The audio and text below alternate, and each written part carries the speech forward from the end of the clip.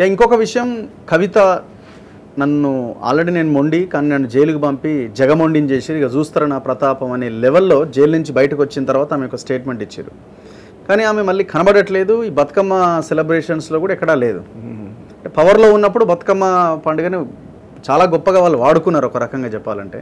పవర్లో కంటే ముందు కూడా ఉద్యమ సమయంలో కూడా ఉద్యమ కాలంలో కూడా గ్లోరిఫై చేసిన బతుకమ్మను గ్లోరిఫై చేసింది. దాన్ని పట్టుకొని వై సైలెంట్ అని ఇంత సైలెన్స్ ఏంటో అర్థం కావట్లేదు. మరి ఏ కారణం చేతనో మరి దాన్ని ముందు తీసుకోవాల్సి ఉండే.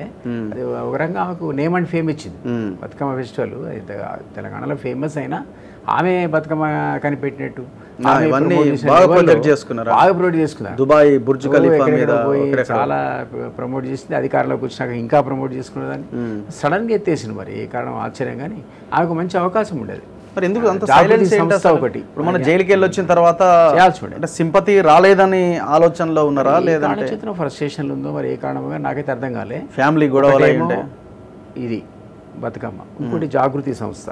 ఈ రెండు ఆమె ఉద్యమ కాలంలో కూడా అధికారులు ఉన్న తర్వాత కొంతకాలం ఈ రెండింటిని బాగా ప్రమోట్ చేస్తుంది. మీరు జైలుకి వెళ్లే ముందు కూడా భారత జాగృతి ఇట్లా రకరకాల పేర్లు మార్చి హంగామా చేసింది. మరి ఏ కారణం చేత ఆమె కూడా సైలెంట్ అయింది వాళ్ళ ఫాదర్ లాగా. అందులో అంతా ఛాలెంజ్ చేసి ఇంకా ముండైనా ఇది చేస్తా అది చేస్తా అని చెప్పుకుంటూ సైలెంట్ అయింది. ఆగమని ఉంటాడేమో కేసీఆర్. ఎప్పుడో మరి కేసీఆర్ ఆగమని ఉండాలా లేకపోతే ఆయన ఆగమన్నా ఏం ఆగదు కదా బేసిక్గా. టైప్ ఆఫ్ ఆలోచన అయితే కాదంటే జాగృతి నడిపేది కాదు. జాగృతి ఆల్మోస్ట్ టీఆర్ఎస్ కి ప్యారల్ గా నడిపిందా. ప్రతి దగ్గర టీఆర్ఎస్ కన్నా సంస్థాగత నిర్మాణం లేకుండే, అంత నిర్మాణం జాగృతికి ఉండే. జాగృతి సంస్థకు అధ్యక్షులు, జిల్లా కార్యదర్శులు గొడవ. అది ఆమె ఎమర్జెన్సీ. మేబీ లేకపోతే నువ్వు ముందా నేను ముందా అన్న డిబేట్ ఏమైనా జరుగుతుండాల. ఇప్పుడు హరీష్ కూడా ఆయన లైన్ ఆయన ఉన్నాడు, కేటీఆర్ ఒక వైపున. కవితను ముందు పెట్టాలన్న ఆలోచన ఏమైనా కేసీఆర్ చేసే ప్రయత్నం ఏమైనా చేయబడిందా? ఇద్దరిని కాదని కేసీఆర్ పెడతాడని నేను అనుకోను. హరీష్ని కేటీఆర్ని కలిపి నడుపుతాడు ఆయన.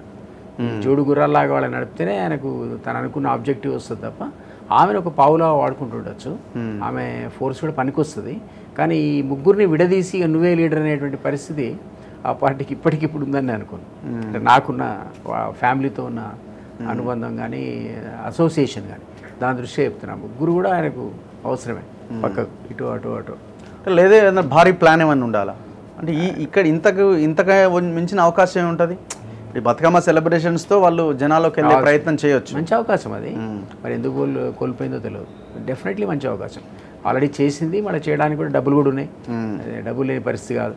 మరి ఎందుకు అవకాశం వదులుకొని నేను కూడా క్యాలిక్యులేట్ చేయలేకపోతున్నా. కానీ ఒక మంచి అవకాశాన్ని అయితే స్క్వాండరీ చేసింది, కోల్పోయింది.